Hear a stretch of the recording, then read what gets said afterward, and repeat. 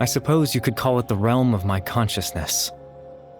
I'm someone who no longer exists in the real world after all, as you well know. It's nothing. I still have enough strength to play the part of a good host. I've always hoped that I'd get the chance to talk to you like this, and now, the time has finally arrived.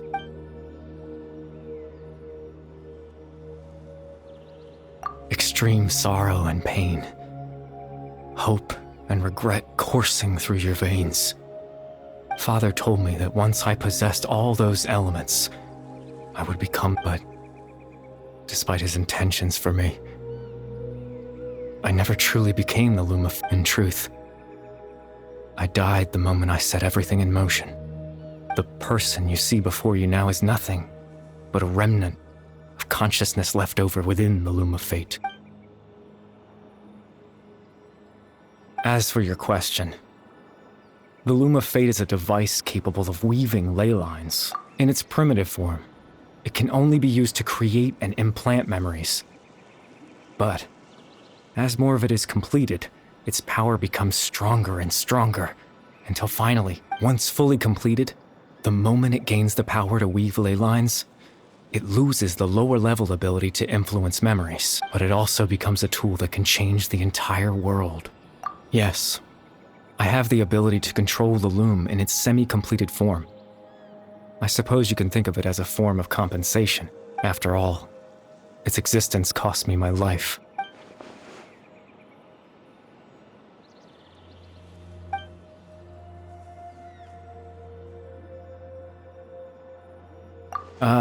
That. I was wrong to implant those memories. I just wanted them to feel like I once existed in this world, as if...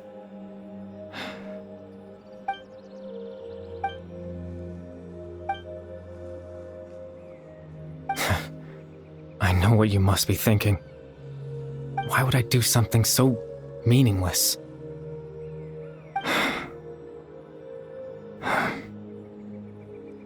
But I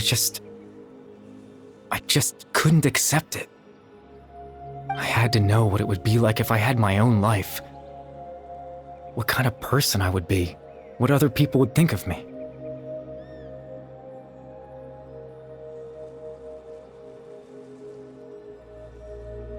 Chief Ahmadiyya, Aram, Granny Jahiyat, Atosa. What would it be like if I could live alongside them? No cataclysm, no curse. Just a quiet life in a peaceful village. I was curious, so I selfishly tried to have my own life. Even if that meant piecing together the version of myself that could have been. One memory at a time. I know it sounds stupid. After all, my life ended a long time ago.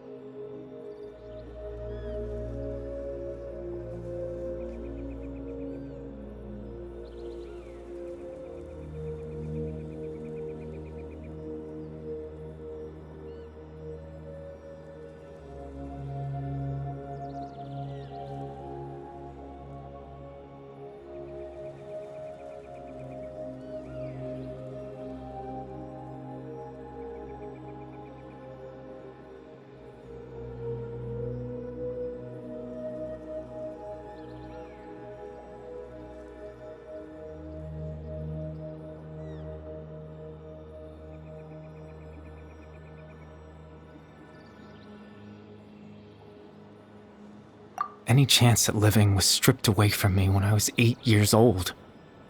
My consciousness left to mature in an illusory world of nothingness. Even the form you see before you was nothing but an invention based on my father's appearance. An imagined version of what I would look like if I had the chance to grow up.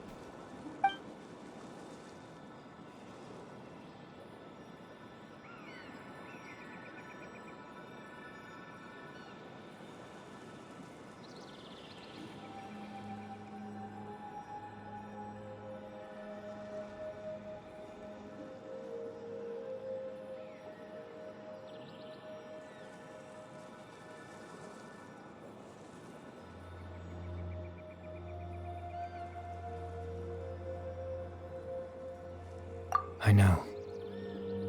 But there's nothing I can do to make them find me. If I could exist in the real world, I would return without a second thought and surprise them with the suddenness of it all. But, well, that's not possible for me.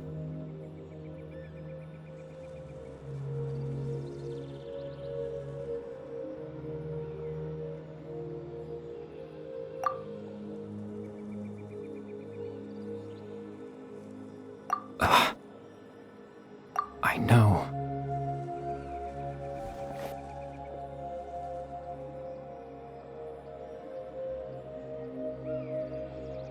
Captain Dainsleif. Twilight's sword, you mean? No need to meet up with him. Things should already be settled on his end. Exactly.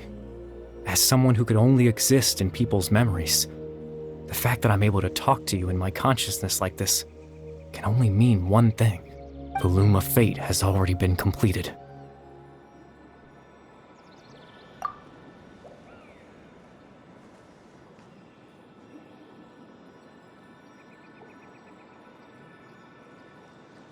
No need to worry about Captain Dainsleif. He's absolutely fine. The only reason he lost the eye was because I happened to guess exactly what he was planning. Captain Dainsleif has had the eye inside his body this whole time, hasn't he? His plan was to lure the Abyss Order to a false location, capitalizing on their pursuit of the eye in order to have the chance to confront the prince. He would then hand the eye to you and tell you to take it away from that location. That way, Captain Dainsleif could accomplish his own goal and ensure the safety of the eye. That's right, because in his mind, he had given it to you already.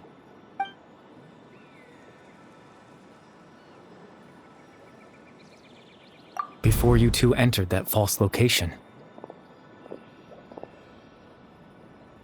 Traveler, wait.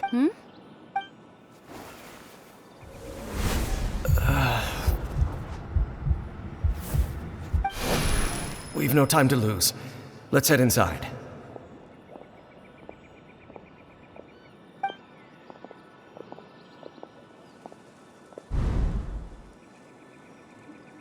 That was when I implanted the memory of him handing you the eye. Given the tense situation at that time, Captain Dainsleif failed to notice anything out of the ordinary, and took that memory to be... I'm sorry, Traveler, but I needed the Loom of Fate to be completed. And to do that, we had to retrieve the eye.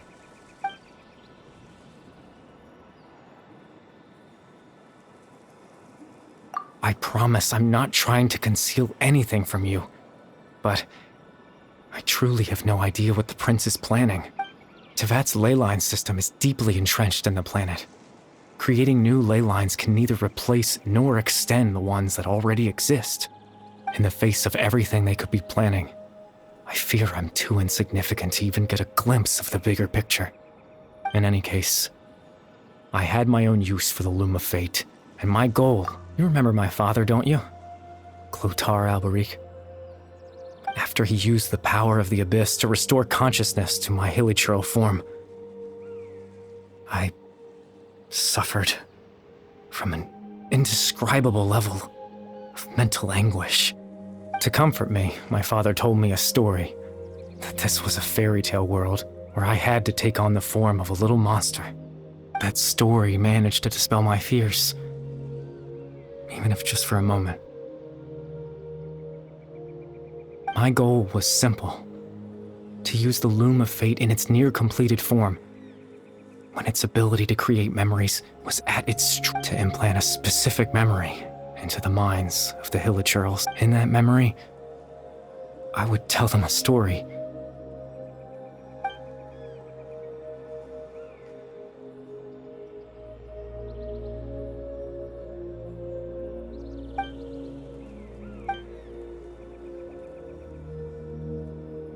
I can't change the world. Not when I lost the very right to exist within it.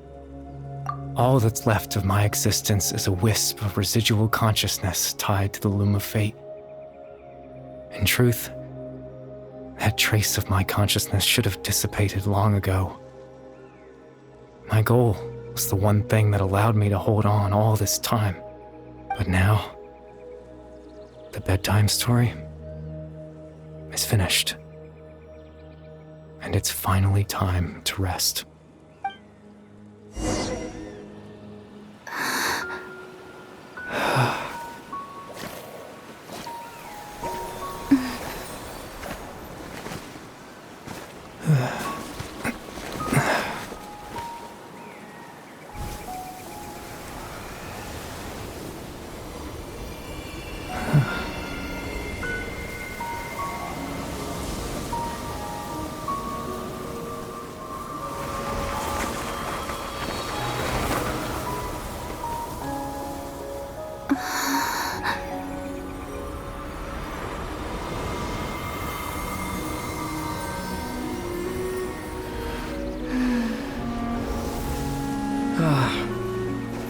Looks like I was too late to see Kari Bear one last time.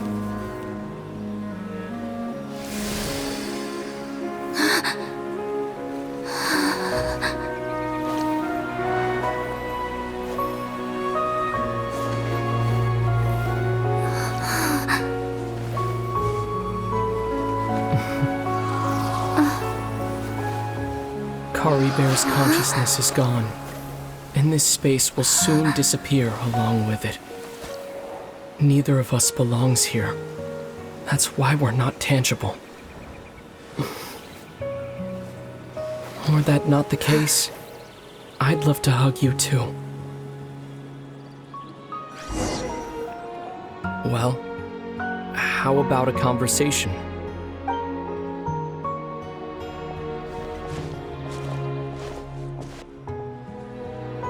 The chance to just stop and talk like this is certainly not easy to come by. Wouldn't you agree? That battle earlier was tough. The one against Dane, I mean. I didn't expect that after everything, he would still hesitate to raise his sword against me. Were it not for that, perhaps I'd still be no match for the Twilight Sword. Even after 500 years. The Loom of Fate, huh? I still haven't found a way to utilize it to its full potential. But there's still time. Before the heavenly principles awaken. Yes. For 500 years now, ever since the cataclysm in Conria, there's been no sign of activity. Not long ago, you witnessed the Hydro Archon destroy her divine throne. Yes? Such a flagrant disregard for the rules. And still Celestia took no action. I suppose that's proof enough of the Heavenly Principles situation. However, the Heavenly Principles will awaken. We just don't know when that will be, or what might trigger it.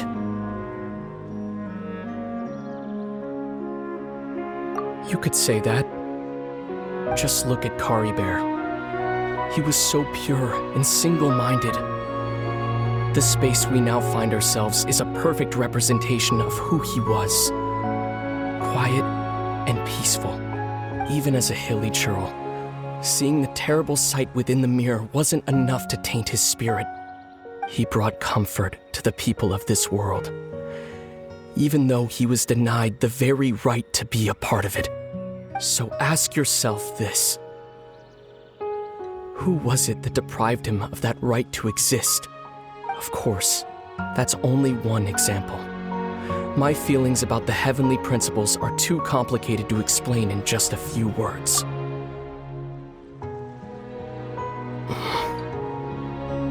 Lumine?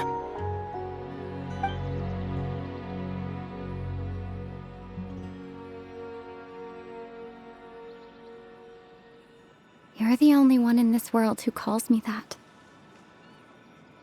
There's so much I wanted to ask you. But for some reason, I'm not interested in asking those questions right now. There's just one thing I have to ask. One thing I could never understand. Why? Why can't we continue our journey together?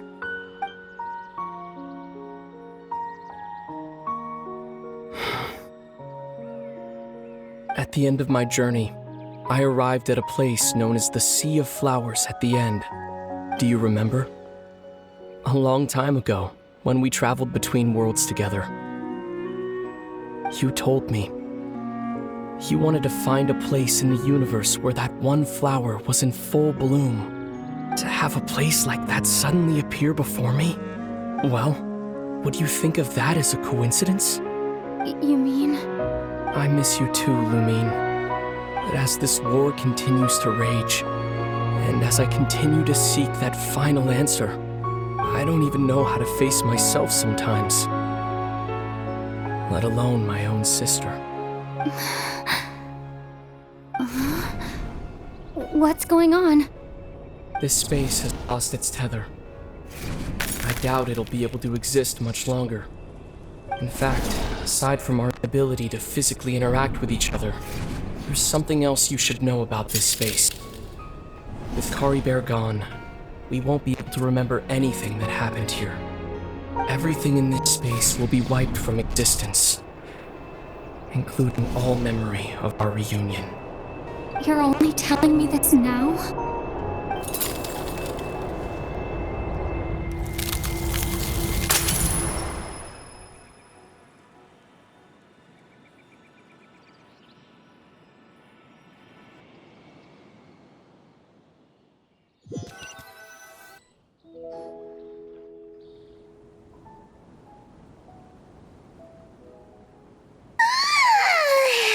Still so sleepy. Paimon's head feels all fuzzy. Oh, Paimon woke up a little earlier than you, so Paimon will fill you in. The villagers said that they saw us sleeping near the village yesterday. They couldn't wake us up no matter how hard they tried, so they decided to just bring us back here. Oh, and Dane came by just now. It looked like he was injured. He didn't say anything, though. Just made sure that you were all right and left. Kinda seemed like he had a lot on his mind, but that's... Let's think for a second. We were in that memory, and we saw that guy you called Kari Bear. He was the missing villager that we've been trying to find, right? And after that, Paimon doesn't remember what happened. Wait.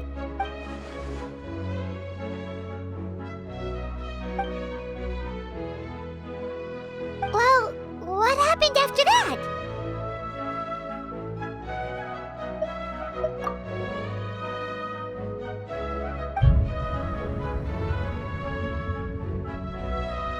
Ah, there you are. Sleep well? Bayram? You sure seem happy. Did something good happen? Something good? Huh.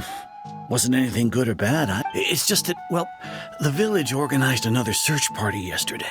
It didn't feel right to leave all the searching to the... So there we were, searching away, when suddenly this one guy said it all came back to him. According to him, one day around dusk, he was passing by this one tree outside the village, and he saw our missing villager. There he was, sleeping under that tree all by himself. His parents came a little later to wake him up, and they all left together. And after that, well, we all started to feel like that really is what happened. Kind of strange that we forgot all about it for so long. Oh, and we also remembered his name, Kari Bear. Now, that's not a name you hear every day. Would have been helpful if we remembered it sooner. Well, I hope he's happy wherever he is. And we're all relieved now that we know what happened. Seems like everyone thinks Kari Bear left the village. That's probably for the best. At least they have some sort of explanation now. Paimon wonders how Atos is doing. Maybe we should go check on her. If she hasn't remembered like everyone else, we can tell her what happened. Paimon didn't see her in the village just now, so